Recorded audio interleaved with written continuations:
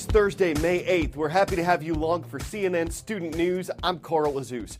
You might not have heard of synthetic drugs. This can describe a wide range of chemical substances that mimic the effects of other drugs like marijuana or heroin. The U.S. government says synthetic drugs can be even more dangerous than the illegal ones they try to imitate.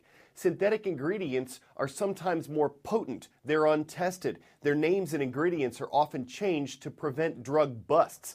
But that doesn't always work. Yesterday, the government announced more than 150 people have been arrested over the past 4 months for making or selling synthetic drugs. Police seized hundreds of thousands of drug packages and more than $20 million in cash and other assets. The government's particularly concerned about synthetic drugs, in part because a 2012 survey found that 1 in 9 high school seniors said they used synthetic marijuana. That was that group's second most frequently used drug behind actual marijuana. Next up today, Janet Yellen. She's the leader of the Federal Reserve, the central bank of the U.S. She expects the U.S. economy to grow, quote, somewhat faster than it did last year. But she has some concerns. For one, the U.S. housing market. It's weak. Homes aren't selling as well as economists expected. One thing the Fed's doing is keeping interest rates low to encourage people to borrow money for purchases like houses. Interest rates are one tool at the Fed's disposal.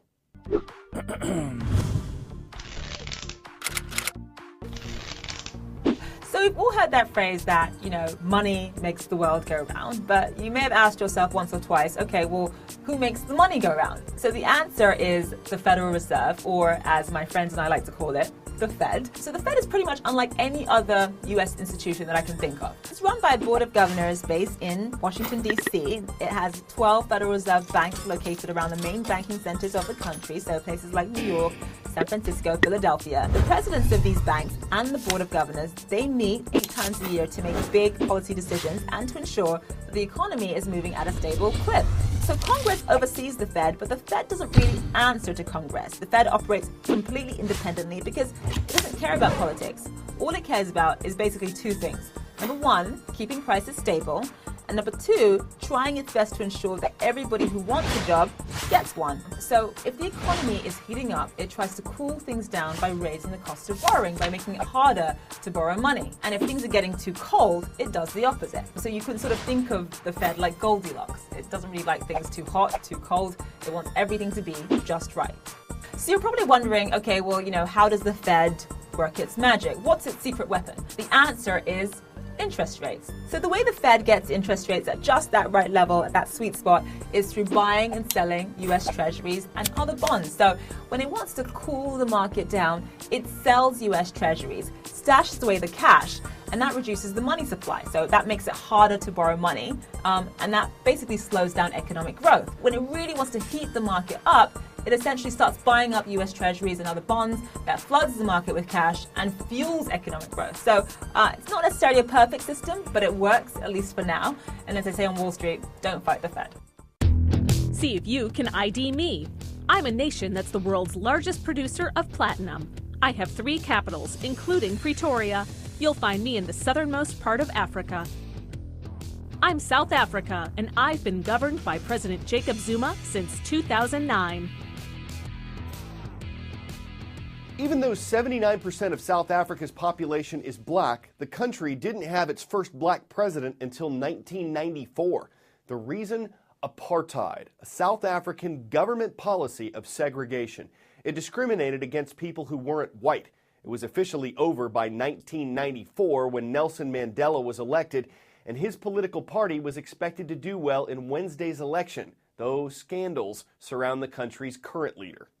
This is the first election since the death of Nelson Mandela, and it's his party, the Liberation Party, the ANC, that is guaranteed to win at the polls and give Jacob Zuma, the president, a second term. But many of these voters have become disenchanted with South Africa 20 years after that first democratic election. Scandals involving the president, for example, have angered many. A recent report has said that the president misused public funds to privately upgrade his own home. So what does that mean when these people go into these voting halls and mark their ballot paper? Well, the question is, how much support will the ANC lose, and will opposition parties such as the EFF and the Democratic Alliance gain more support? But in the end, the ANC will get more than over 60% of the vote, say polls, because there's still a deep emotional attachment to the party that liberated South Africans. Robin Kerner, CNN, Alexandra, South Africa. Next report takes us from Brunei to Beverly Hills. First, a bit about Brunei. This is a Southeast Asian country that's a little smaller than Delaware, and it has less than half of Delaware's population. About 422,000 people live in Brunei. Almost 80% of those people are Muslim, and their government just instituted a strict form of Islamic law called Sharia law. Under Sharia law, certain acts like leaving Islam or committing adultery are illegal. In some cases, they're punishable by death. Now to Beverly Hills. A landmark there, the Beverly Hills Hotel, is part of a hotel chain. Brunei's leader invests in that chain. And because they disagree with Brunei's Sharia law, a number of celebrities have stopped staying at the hotels. That's having some side effects. Beverly Hills hotel employees packing a city council meeting, pleading members to not pass a resolution condemning the laws of a country half a world away. It strangles our livelihood. It causes us to be unable to support our children, our families, my sick grandmother in Vietnam. But the pleas failed to stop it from passing. With tremendous honor, yes. The Beverly Hills City Council resolution targets this man, the Sultan of Brunei, a small Southeast Asian country. Brunei recently enacted new Islamic Sharia law that punishes adultery, abortions, and same-sex relationships with flogging and stoning. The Sultan is reportedly worth more than $20 billion and is invested in the hotel chain that owns the storied Beverly Hills Hotel. Maybe people will just become aware. Celebrities now vowing to boycott the iconic hotel and the entire chain. Richard Branson tweeting, "No Virgin employee nor a family will stay at the Dorchester hotels until the Sultan abides by basic human rights." It's all economic, you know. How big an economic impact will it have? Let's find out and see.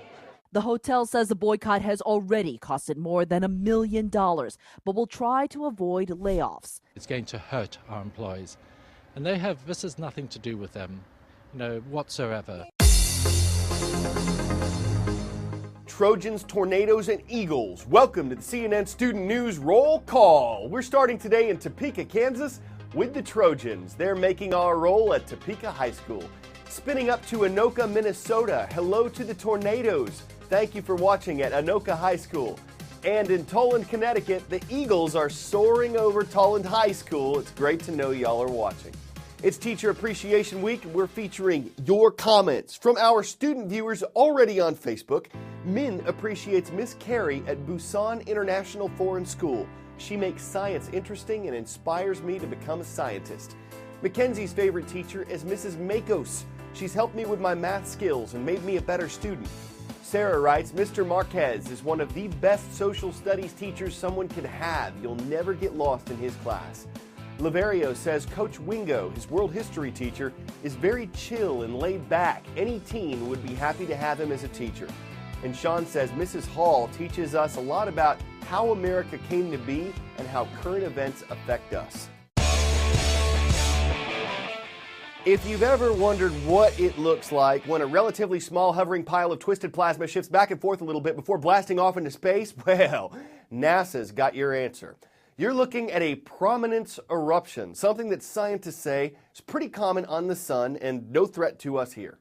This view is from NASA's Solar Dynamics Observatory, an $850 million spacecraft that orbits the Earth, staring at and studying the sun. There's plenty of space for puns here. You could say it really heats up interstellar interest, that it gives a startling view, that it's plasmastic, enlightening, illuminating, radiant, brilliant. It's certainly something else, and it lets us end our show on a sunny side up. Nope. Hope you'll make more space again for CNN Student News tomorrow.